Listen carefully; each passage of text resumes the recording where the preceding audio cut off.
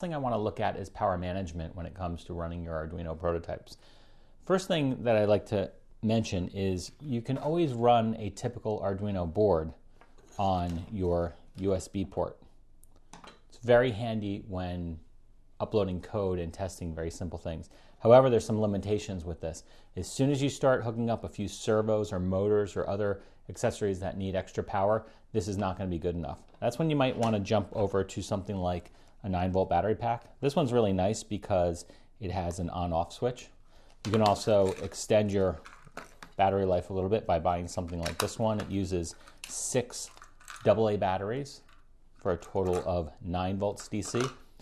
Now that we're mentioning 9 volts, you'd say, wait a minute, USB is 5 volt, this is 9 volt. Well, actually the Arduino is tolerant from 6 volts all the way to 20 volts, although on the Arduino Uno in particular, they recommend between 7 and 12 volts.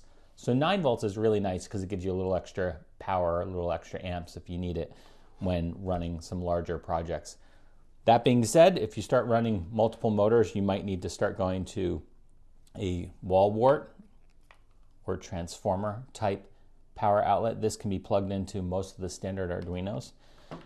Now that's another kind of fun thing to think about. Standard Arduino, it used to be one Arduino, and now because it's open source, there are so many varieties. So you really need to consult with that datasheet to see what the minimum and maximum amount of voltage is that you can run in your Arduino.